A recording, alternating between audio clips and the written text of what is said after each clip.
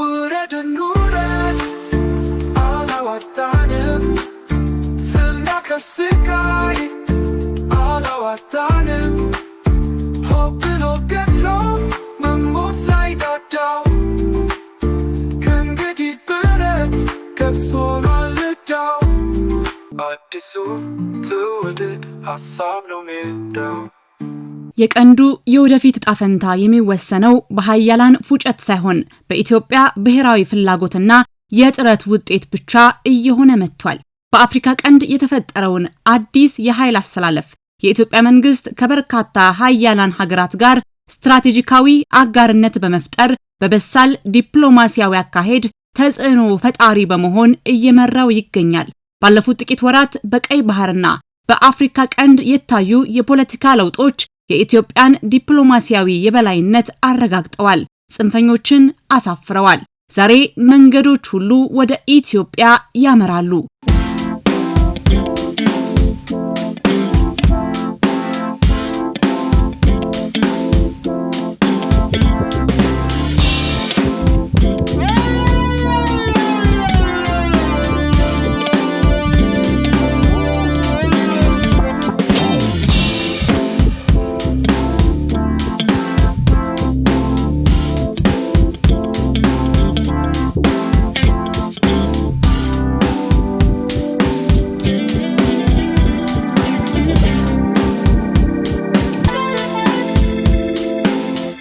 ይህ ትንታኔ ሜዳ ነው።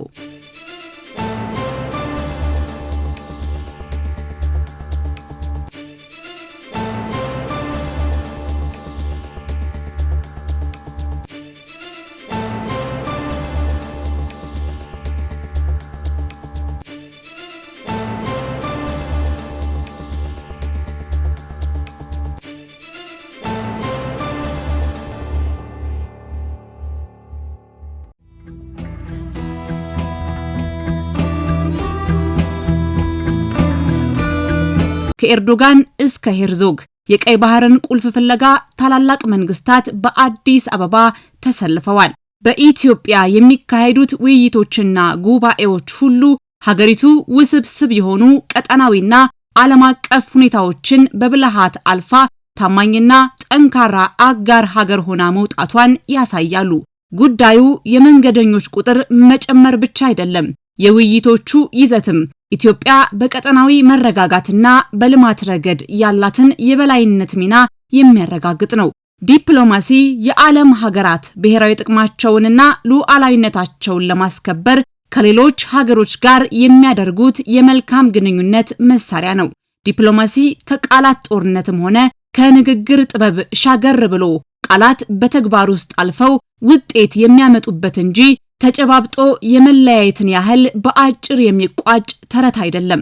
በኢትዮጵያም ዲፕሎማሲ ነጭ እንዳይከፋው መሽቆጥቆጥ፣ ለዓለም ሀያላን ማጎብደድ፣ ለምዕራባውያን መስገድ አለመሆኑን በብዙ ድንቃፍ በእልፍ ማስፈራሪያ ውስጥ 3 ዙር ውሃ ተሞልቶ ኃይል መንጭቶ ግንባታው ተጠናቆ ለቀጠናው ተሽጦ በተግባር የታየው አባይ ገልጦልናል። ጠንካራ ዲፕሎማሲ ሲገለጥ ሀገር ራሷን እንድታስከብር ጥቅሟን በግልጽ እንድትጠብቅና በውይይትም ሆነ ድርድር ጊዜም የማትናወጥና የማትደናገጥ መሆኗን ማሳየት እንደሆነ ኢትዮጵያ እየኖረችው ያሳየችን ሀቅ ነው። እንዲህ ሲሆን የዲፕሎማሲ ውጤት እንደዛሬው በፍሬ ታጀበ። በዓለም አቀፍ ደረጃ የተሳካ ዲፕሎማሲ ተግባራዊ ያደረጉ ሀገራት ያገኙት ውጤት ይህንን ይመስላል። የተሳካ ዲፕሎማሲ ኢኮኖሚያዊ ድል ከተሻለ ስም ጋር። ዲፕሎማሲ በአብይ ዘመን ከመደበኛው የወረቀት ላይ ፊርማና ከተገደበው የቢሮ ፕሮቶኮል ወጥቶ በሰውኛ አብሮነት ታላላቅ የዓለም መሪዎችን እያሽከረከሩ በማስጎብኘት የተዘረጋ የመተማመን ቋንቋ ሆኗል።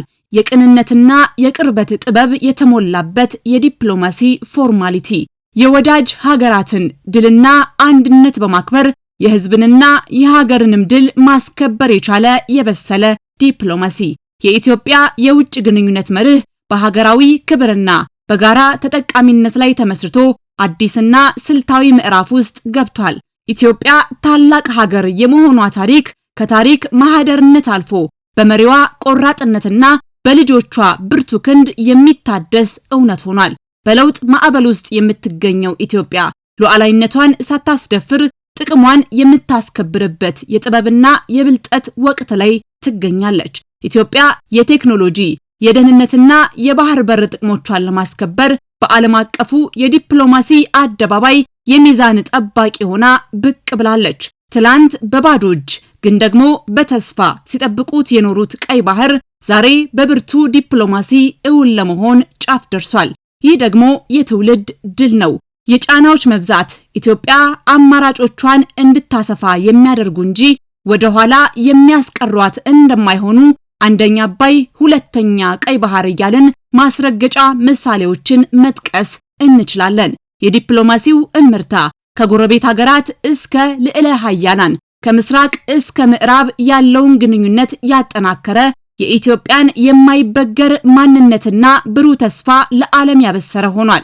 ብቻውን ናይልን ብቻውን ቀይ ባህርን የሚጠቀም መኖር የለበትም የሚለው የኢትዮጵያ ጽኑ አቋም ዓለም አቀፍ ተቀባይነት ያገኘውም ለዚህ ነው።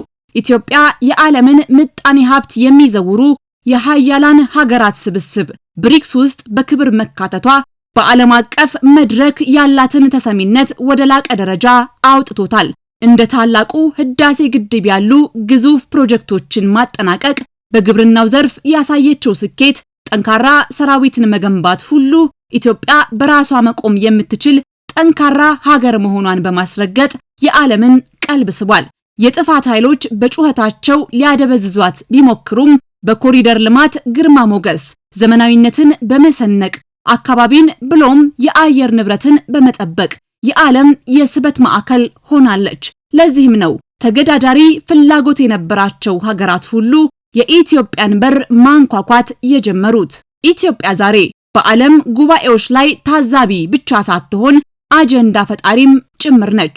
ታዲያ ይህ ዘመን ኢትዮጵያ የታሪክ ዕዳዋ የሚከፈልበት የባህር በሯ የሚከፈትበት ምዕራፍ ነው ብሎ በ4 ነጥብ ለመዝጋት የማያስችል ምን አለ?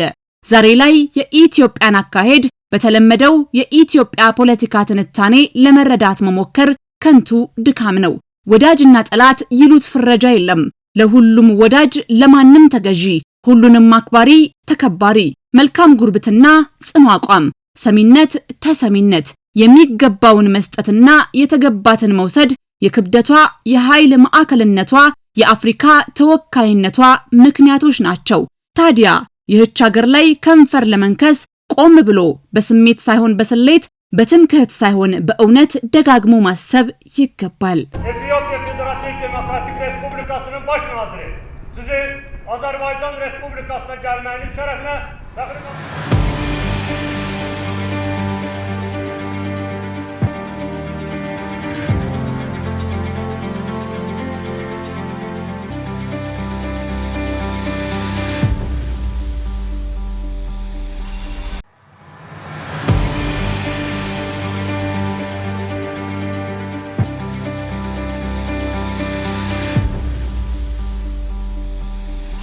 ውረድ እንውረድ አላዋጣንም፣ ፍና ከስቃይ አላዋጣንም።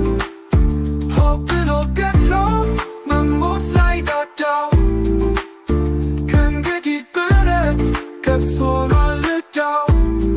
አዲሱ ትውልድ